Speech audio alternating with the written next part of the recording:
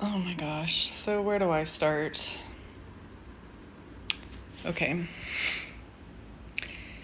So, how do I put this? So I used to date a lot too because I was lonely, because I wanted to find something forever, because I was trying to fill a hole in my life, and I was, essentially just dating, trying to find someone that was looking for the level of seriousness that I was looking for, right? And then sometimes I was just dating because I was lonely, very honestly. And I missed my exes and I was just sad and lonely, okay? I have come to a point in my life, and this happened this year, actually. Last year, I very, very rarely tried to even go on dates or meet anyone, or I was not actively looking, right? And then this year, I tried maybe once or twice to go on some dates, and it was just awful. And me actively looking has just not been has not been ending well for me, right? Um, so I quit actively looking, but I'm having people approach me now. I'm having people approach me, and I have treated dating like a social experiment for the past couple of years, because at this point, it's so much of a crap show, like a circus, like a three-ring monkey circus, that I feel like it's not even worth it for me to actively be looking for something. And as I've been told, I need to focus on getting my life together before I can be good for anyone else, which, I actually wholeheartedly agree. And at this point, based on the quality or lack thereof that I'm seeing in the dating world, I'd be better off married to the money and focusing on, building a wonderful life for myself and being all those things for myself. I totally agree with that. Totally agree. Couldn't agree more. Thank you. But I treat it like a social experiment, right? And generally, I'm very busy and I'm dealing with health issues, and I'm, which is why I'm heavily filtered by the way that I'm still a little off from having a surgery. I literally just had a surgery, and I'm really not in the mind space or place to be dealing with trying to start something with someone seriously, because I'm, dealing with my health. I have to move soon. I have to move this month. I'm trying to find work that is, both fulfilling and stable and can essentially support my passions, which is my online businesses. I'm trying to do all this at once. So I really don't have time to start something new with someone or train a new one not to be horrible. But every now and then, someone will pique my interest in, as a social experiment and as a psychological experiment, because I like to do psychoanalysis.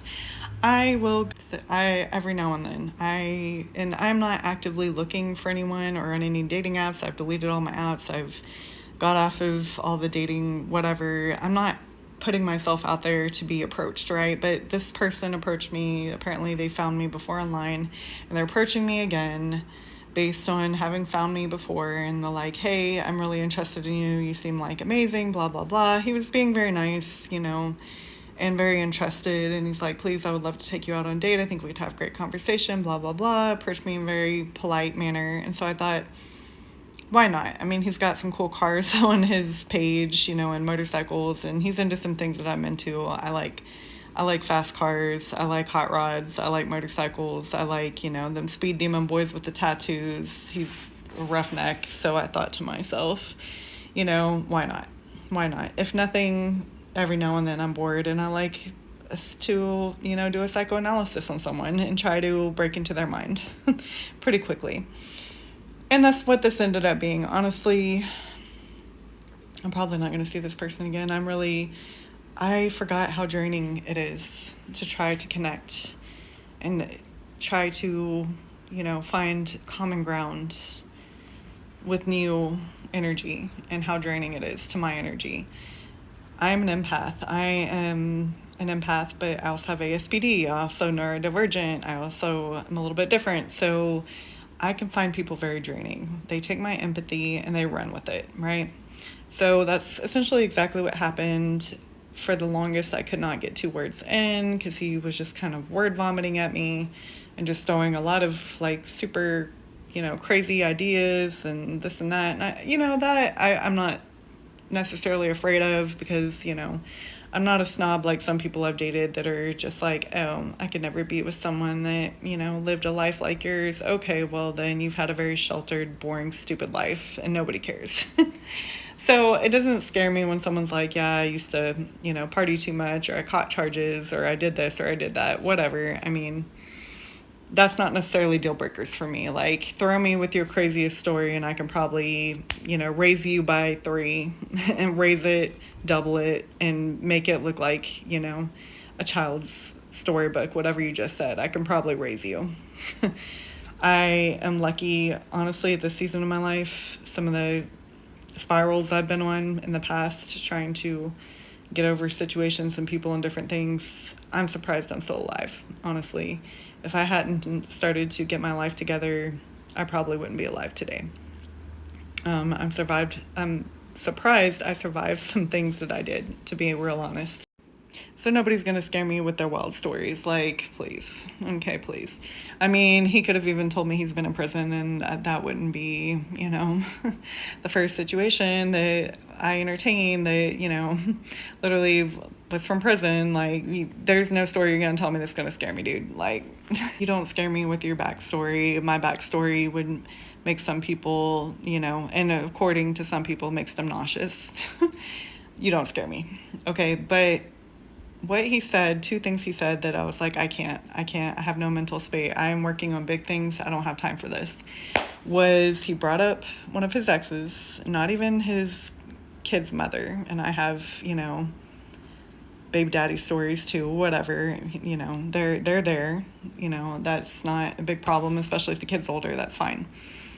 What it was upsetting was saying that the last relationship he was in that didn't work out, he loved her more than his son's mother, who he cheated on, which is also a red flag. But the fact that he owned it, he did own it. He said he was wrong. Most of them won't even admit that, but he did. So that wasn't the deal breaker. The deal breaker was that he told me that his last relationship, he doesn't think he's ever going to find someone that he loves as much as he loved her, or the way that he loved her, and that he loved her more than he loved his child's mother. Which to me is a red flag, and that it wouldn't a deal breaker for me. It's one thing to say you're cheated on your, child's mother. That's definitely horrible, but the fact that you're admitting it puts you in kind of a 1% of, males that won't even admit it. That's not the deal breaker. The deal breaker is saying that you had an ex, and the one right before you trying to approach me, that you don't think you're ever going to find someone that you're going to love like you loved her, and that you loved her more than your child's mother. That I just can't deal with. No, I don't want that. I don't want nobody's leftovers. Okay, she left you and she ain't coming back, and you're looking for something to follow up that act, that you think that you're never going to find someone that you love like her. No, thank you. No, thank you. I told him, and I said this, and this is the advice I'm going to give y'all right now, and I hope you stop what you're doing, BS you're doing. If you don't hear anything I say, listen to me right now. If it was meant to be, it would have been. It would have worked out. So obviously that person didn't love him as much as he loved her, which I've had that situation. I understand where he's coming from in some ways. I loved someone that did not love me. I loved someone that claimed they loved me and then they said they never did. I love someone, probably, I feel like the deep level, I love that person, and the sacrifices I was willing to make for them, I did love them more than my son's father. I understand that feeling. But I don't sit here and I don't look back at it and be like, I'm never going to love someone like I loved them. I'll never love someone more than I loved them. How could I think that? How could I do that? How could I be willing to doom my future to being stuck to the past that much when they've moved on? This person's moved on. Obviously, that person that he's talking about, that woman he's talking about, from what he's told me, she's moved on. She doesn't want to be back with him. And if she did, if it was meant to be, it would have been. It would have been, or it would be at some point. And to me, it sounds like she's over it, right? And I'm in that same position. Why would I chain myself to the memory of this person that does not love me, that wants to make a future with someone else? Why would I chain my future to the past? the memory of something that was or could have been, when I could be open to someone loving me and me loving someone more and in a more healthy way, and something that's actually meant to be in the future, being open to the possibility that's in the future. How could you have that mindset of, I'll never love someone? That is a toxic mindset to have. You should never do that to yourself or to someone if you're trying to meet someone new and trying to move on with your life, which is good, that is positive. You do not lead with, I don't think I'll ever love someone like I loved this person. That you're doing it. And immediately the energy, and this is for anyone, immediately the energy, I was turned off. I was like, I can't do this. I would never see this person again.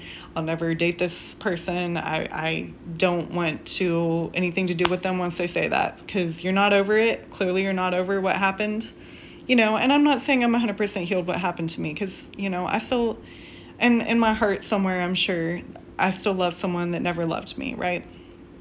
But I am moving on from that. I am not chaining myself to the past. I am not looking back on that and being like, I'll never find someone like that again. Oh, I will. I will. And if I don't, I will love myself like that. I will. I don't need to chain myself to a past that would keep my future in a cage, that would doom my future to never, because once you tell someone that, how am I gonna try to, you think I want to be the follow-up girl to the woman that you love the most, which tells me you're not going to give me 100%, which tells me that you're going to be holding on to hope of your ex when I'm with you, and I'm not going to get 100% from you. So why am I even going to try with you? That tells me you're not healed. So do not do that. Do not do that. I'm telling you right now, dating one-on-one, relationship, psych, all of that, do not do that. He also said another thing that was kind of a deal breaker for me, but you don't even need to know about that one. This one is the one that is important for advice. The matchmaker salesperson advice I can give you. Don't ever say that on a date, especially the first date. Don't ever do that, because then that person is going to shut down. We're not going to give you a chance, because clearly you're not healed.